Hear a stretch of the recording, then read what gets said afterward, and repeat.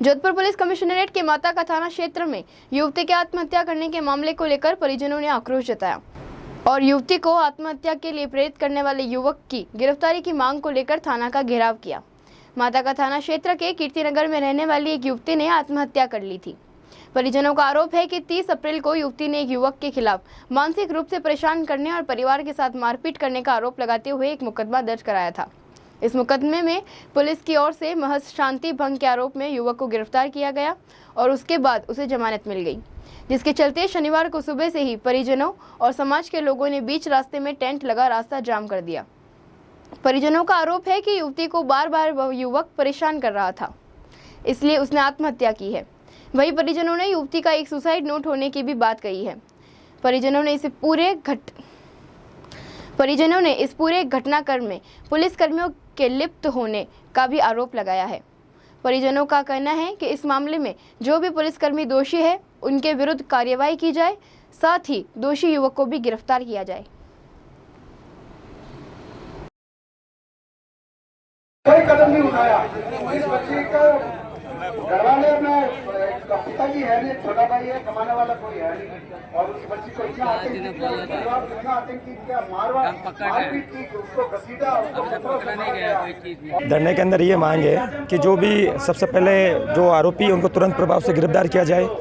वो बाहर घूम रहे हैं और जो पीड़ित है, जो मृतका है, उसके परिवार में से एक सदस्य को सरकारी नौकरी दी जाए और जो थाना अधिकारी है भंवर सिंह जाखड़ और नगेंद्र सिंह जी को, और जो पुलिस के अंदर जितने भी इसमें सम्मिलित है उनको, और जो भी जानी देवी जी है उनको गिरफ्तार किया जाए और निलंबित किया जाए। पूरे थाना के अधिकारी को निलंबित किया जाए।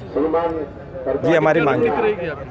अगर आगे रणनीति ये रहेगी, हमारी ये मांगे नहीं मानते हैं तो बहुत ही बड़ा पूरा इस क्षेत्र के अंदर सर्व जाति के अंदर रोष व्याप्त हो रखा है और हम लोग उग्र आंदोलन करेंगे। मैं ये बताना चाहूँगी, जब ये मामला SC ST का था तो उन्होंने धारा शांति भंग की कैसे लगाई पुलिस वालों ने। एक महिला अगर 6 घंटे या 8 घंटे वहाँ बैठती तो उसकी रिपोर्ट क्यों नहीं दर्ज होती है सर?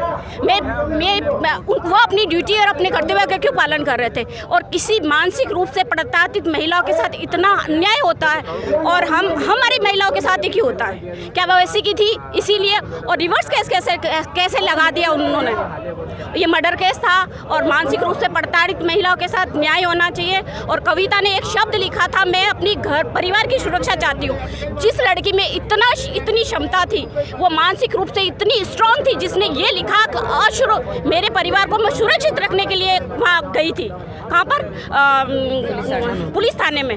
तो वो महिला कितनी स्ट्रांग होगी आप सोचो। और एक नर्सिंग स्टूडेंट थी, मेंटली स्ट्रांग थी। मैं न्याय की बात करती हूँ और न्याय दिलाना चाहिए हमारे समाज को। Thank you. मामला ये है कि एक SC की महिला कन्या जिसने BSc नर्सिंग कर चुकी थी, उसके पड़ोस में रहने वाले एक परिवार ने, विश्नोई परिवार ने उसको इस तरह से मानसिक और शारीरिक रूप से प्रताड़ित किया। उसके बाद वो थाने में रिपोर्ट लिखाने गई। 9 घंटे तक वहाँ पे बैठी रही, पर उसकी सुनवाई नहीं की गई वहाँ के थानाधिकारी के द्वारा। और उसके बाद में उल्टा अपराधियों को पकड़ के और उनको शांति भंग के आरोप में और जमानत हाथों हाथ दे दी गई। उसके बाद उन अपराधियों ने उनको उनके घर पे जाके धमकाया, उनके घर के आगे पटाखे चलाए, गाड़ियाँ धुंधाई और उनको मानसिक और शारीरिक रूप से इतना प्रताड़ित किया और कहा कि तुमको उठवा देंगे और मर्डर करवा देंगे। फिर उसको कोई रास्ता नज़र नहीं आया कि शायद हो सकता है कि मेरे मृत्यु से ये व्यवस्था चेंज हो जाए और मैं मेरे परिवार को मैं बचा सकूं। इससे नई शुरुआत हो सके, इसलिए उसने सुसाइड किया। हमारी मांग ये है कि अपराधियों को कड़ी से कड़ी सजा हो। तीज वाला दिन था, 30 तारीख थी। वहाँ पर है ना उसके स्कॉर्पियो मेरे घर के सामने पड़ी थी। वहाँ पर मम्मी आंगन धो रहे थे तो 4-5 छींटे उसकी गाड़ी पर लग गए थे।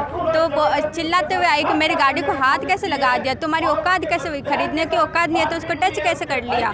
उसके बाद अपने बेटे को बुला और पूरा मोहल्ले को इकट्ठा कर दिया कि है ना ये है ना मेरी गाड़ी को हाथ कैसे लगाया, इनकी औकात क्या है। उसके बाद है ना उनके बेटा आया और मम्मी पे इतना बड़ा पत्थर लेकर उठा मारने के लिए। तो मेरा भाई पीछे पड़ा बचाने के लिए, तो मेरे भाई की कॉलर खींच के नीचे गिरा कर है ना मारने लगे। तो मैं, मेरी बहन, मेरी मम्मी सब कुछ है ना मैं बचाने के लिए लगे थे।